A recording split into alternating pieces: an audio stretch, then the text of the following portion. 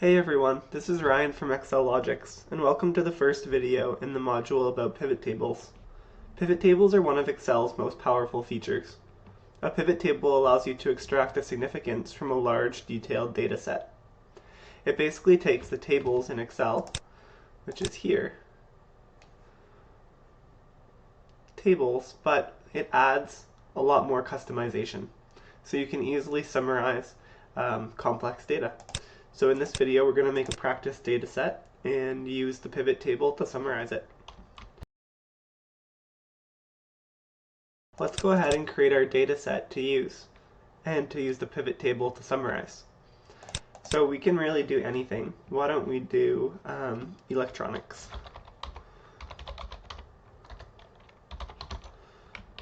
Sales. So I'm going to put here the order ID, and then the product, the category, the amount. Now let's put quantity, price, amount, date, country. So this is going to be our sales sheet. Then over here, we're going to actually create our products and categories. So let's go ahead and add these here. So we could put like, did I forget price amount. Okay. So we'll put here this will be our product, category, price.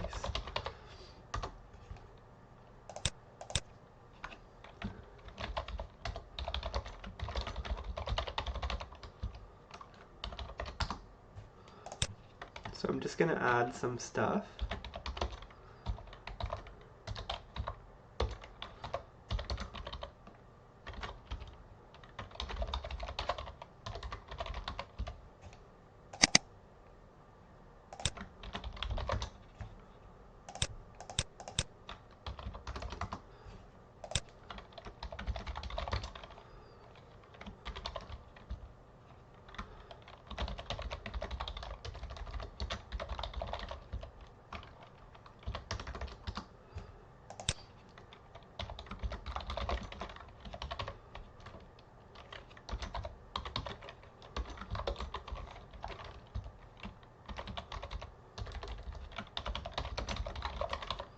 So you can make this whatever you want.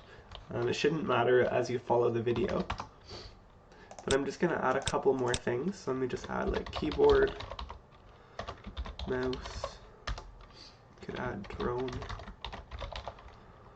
could add HDMI, cable, speakers,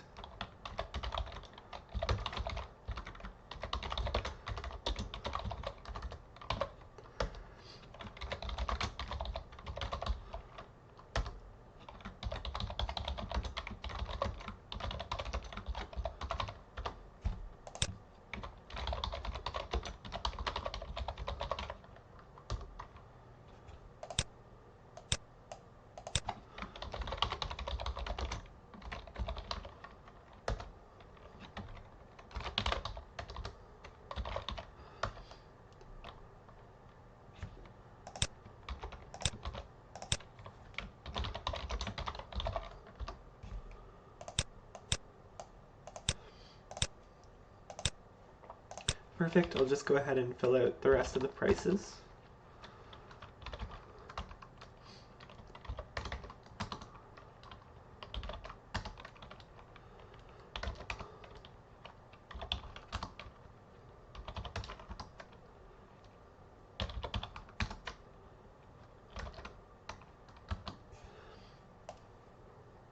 Now we can format this however we like. I'll just quickly make it look nice, but this doesn't really matter. Just bold the top row and format this column as currency. Now we're ready to start adding to our sales data.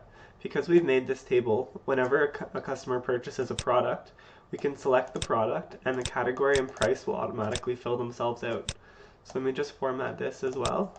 There we are. And let's go like this.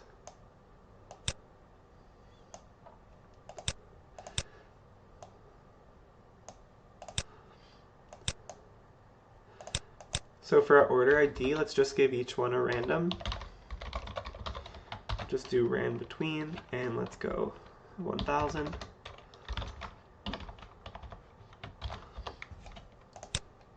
And we'll just go down and fill all these out. Let's go with maybe 1000 sales, should do just fine. Go to 1100.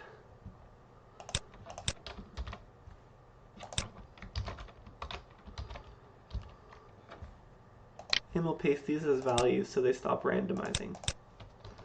For our product, we're going to use this function where we can select a random one from a list. So I'm going to go like this, equals, choose, ran between, then I'll go 1 and 13.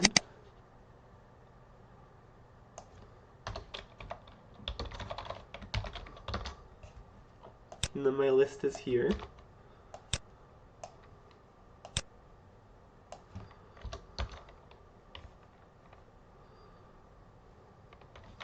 One sec.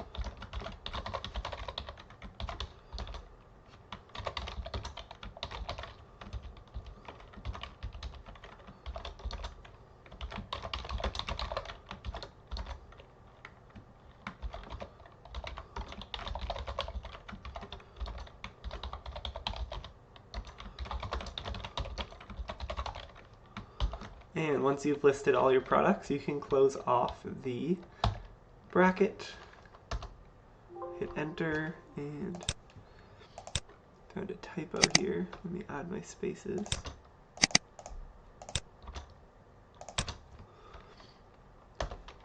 Perfect, and we'll go ahead and drag this down to the bottom. I'm going to copy that formula, jump down to the bottom, paste the formula at the bottom, copy it, Control-Shift up. You can get the whole range in one go. And then go ahead and paste it. Now what we'll do is we'll copy everything and just paste it as values. So these stop randomizing as well. Once you have those, we can use the VLOOKUP function to return the category for each product. So a VLOOKUP is a vertical lookup. So it's going to find keyboard in the products and categories. It's going to find this and then it's going to grab this. So it finds it in the list and then goes across and returns you whichever one you specify. So we'll specify column 2 for category and column 3 for price, since this is column 1, 2, 3. So let's give that a try. So I'm going to type equals VLOOKUP. I want to look up keyboard. I want to look it up in this table array. And make sure you lock the table array. As you drag your formula down, the table array will shift with the formula. Comma, column index number. This is the column index number you want to return. We want to return column 2, since column 2 contains the category. And range lookup is 0. 0 specifies that it has to find an exact match. If the text in the cell isn't an exact match, then it should just return an error. And enter. And let's again copy it, go down to the bottom, paste it. It looks like there might be a mistake here. iPhone case, XS and XR. See how it returns an error. So what we'll do to change that, we'll highlight all this, and we'll Control H to replace. We want to replace iPhone case, XR, and XS with iPhone case, XS and XR, and replace all. Perfect, and now let's try that again. Jump down to the bottom, paste it, Control C, Shift up, and paste.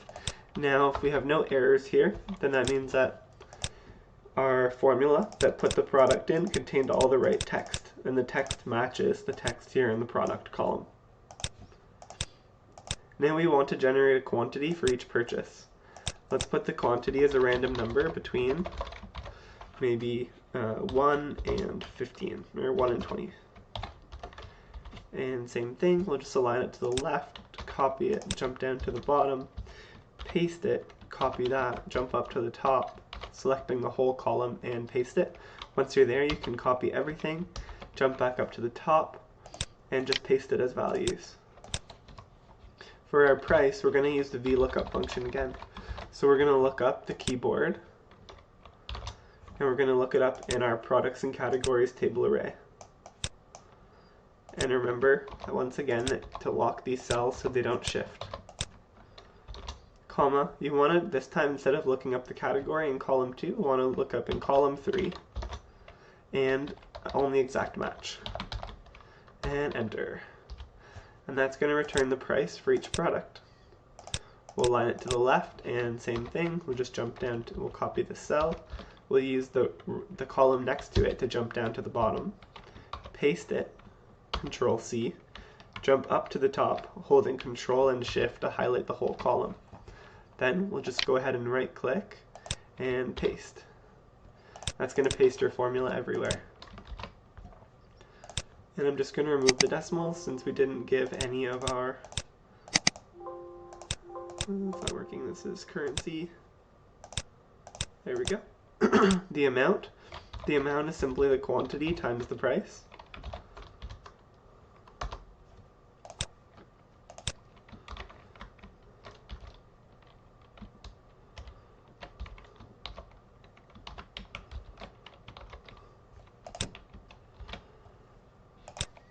The date of the sale.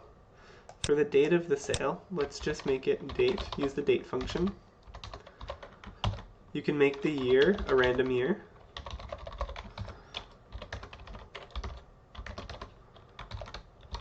You can make the month random. And then you can make the day 1 and 28. Enter, and that's going to give us some random dates to use in our data set.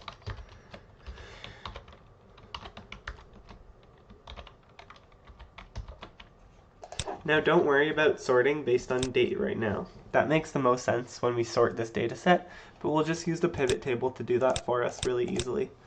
I'm just going to highlight this column, go up to the top, and just paste it back as values so they don't randomize. For our country, let's use the choose function, ran between, to generate the index for the choose function randomly. Let's select it between 1 and 5, and then we'll give ourselves 5 countries to work with. So I'm going to put India, Canada, USA, maybe, where else could we do? Like Brazil, China, 1, 2, 3, 4, 5. And that fills out our 5. Close the bracket and enter. Control C, jump to the bottom, Control V, copy, Control Shift up, select the whole column and paste. Once you pasted them, they're still going to randomize, so copy the whole row again, jump back up to the top, and paste as values. So this completes our data set. Like I said, don't worry about sorting anything yet, but we now have a data set with, I think, we can quickly come up with a count to let you know the size of our data set.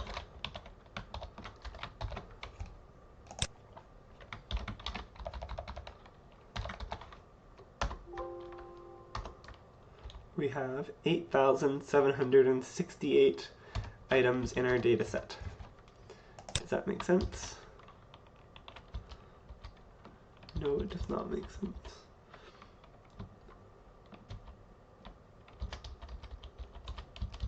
We'll just go like this.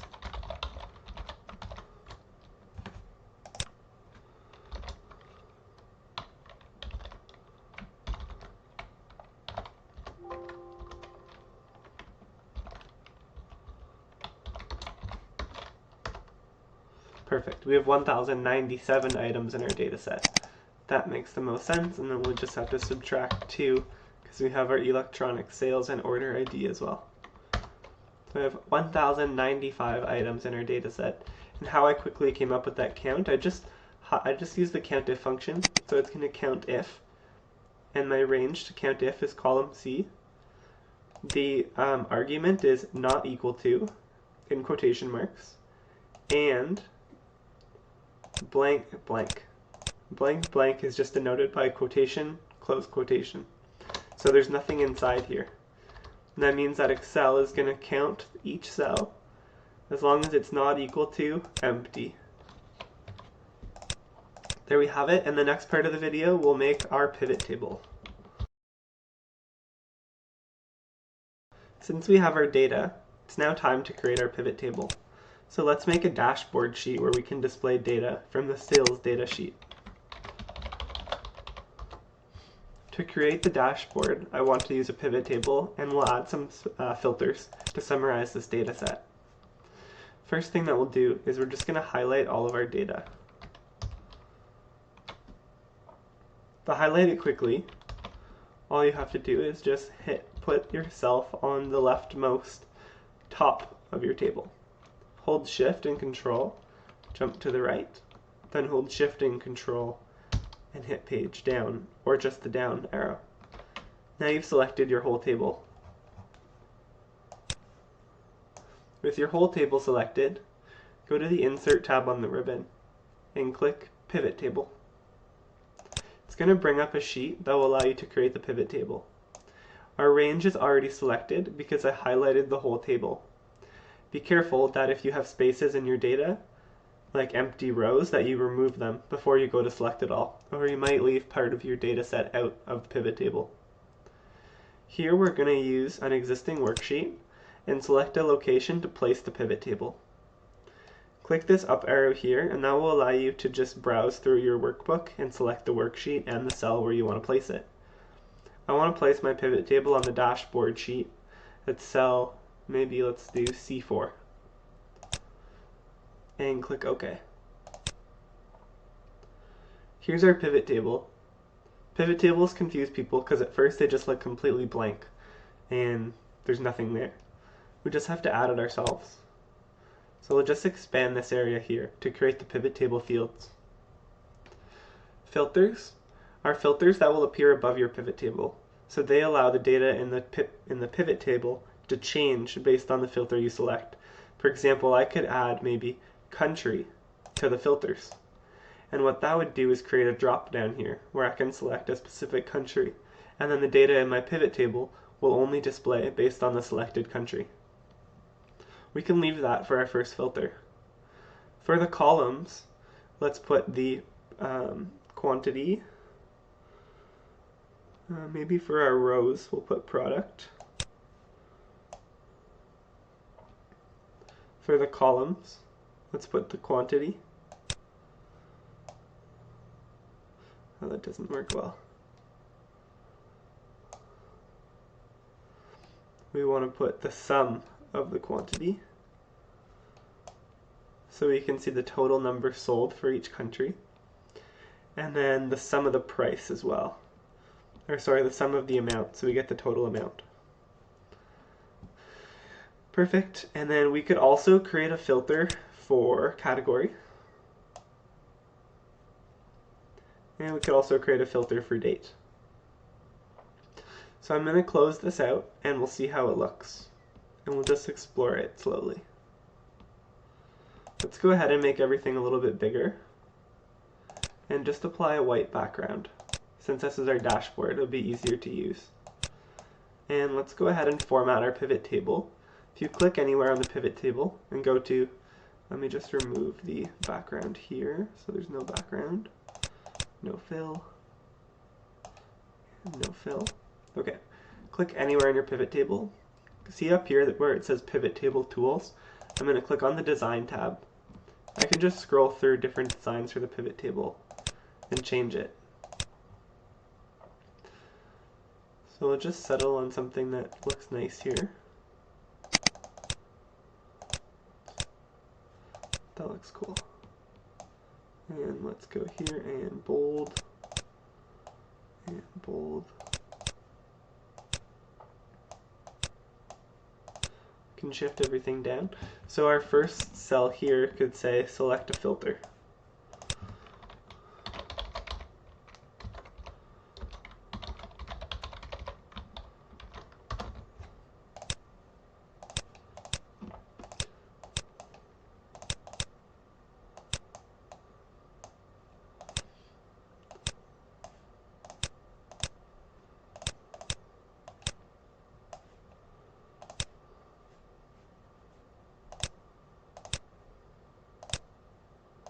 And I'm just going to add the 1000 separator.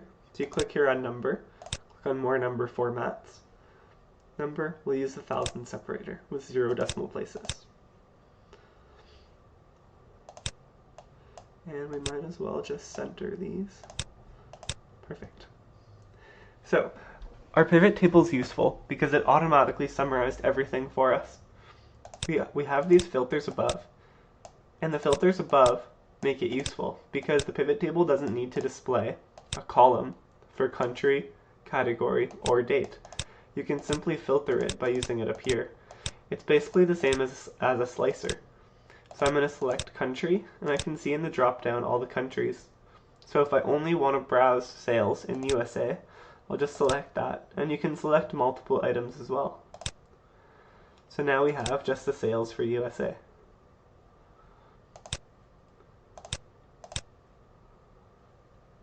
And everything changes accordingly. Now we can have multiple levels of the filter.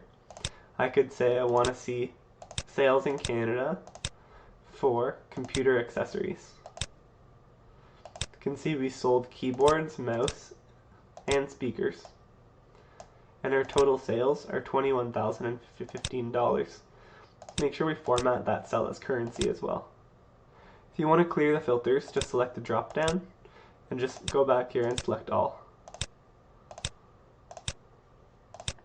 And then we're back.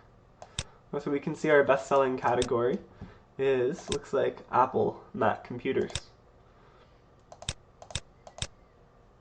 And we should change this instead of saying row labels to products.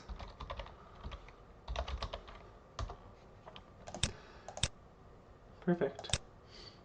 Now if we want to sort by date, you can hit the drop down, and it automatically recognizes all the dates in your data set. Here they're sorted from least or oldest to newest. If you want to click select multiple, it makes it really easy to just go through, select everything, and then just deselect the dates that you're not interested in. So maybe we're not interested in anything from December 2020. Can just go through and deselect all those dates.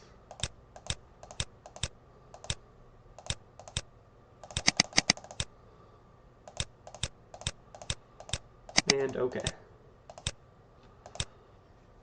And there we are. We've eliminated any sales in December 2020 in our data set. Now to change other things with the pivot table, if you click here on the top and you go to Analyze, you can see that it gives you a whole list of stuff up here.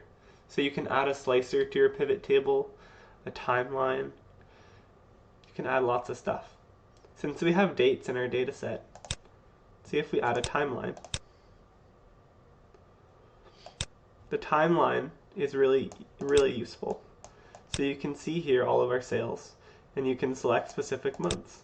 Like if I only want to see sales from March, I can just click that. But if I want to see sales from March 2018 through June 2018, I'll just slide that across, and you can see here the highlighted dates, which is really cool.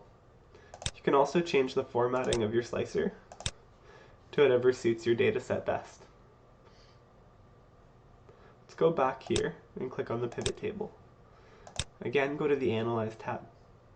You can refresh it if you add more data, change the source data, clear, select, you can move your pivot table. You can also create charts and much more from this tab. Back in the Design tab, you can change whether you want these to be subtotals or how you want them to calculate. So if you go here and you select the grand totals, you can see that you can turn them off and on. You can also insert blank rows and change the layouts.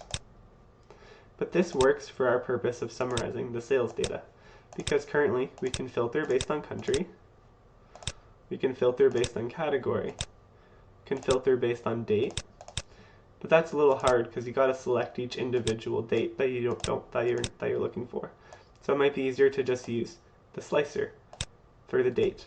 So I could just see like sales from February, let's go all the way back to January 2018 through July 2018. And okay. And it automatically changes everything in my pivot table. Since we have this date slicer here, we can go ahead and just hide this row. Now it will no longer appear as a filter because we just used this here.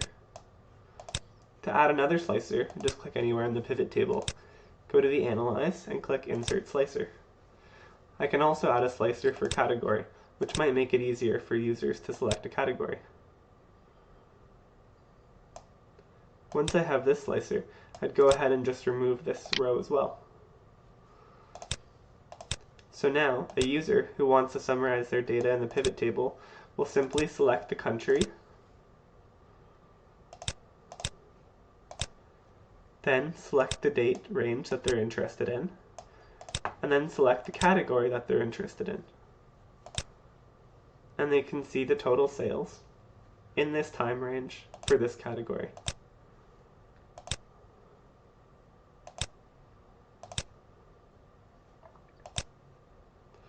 So that's kind of an introduction to pivot tables. There's even more you can do that we'll explore in the other videos. If you have any questions on pivot tables, you can send us an email at support@excellogics.org.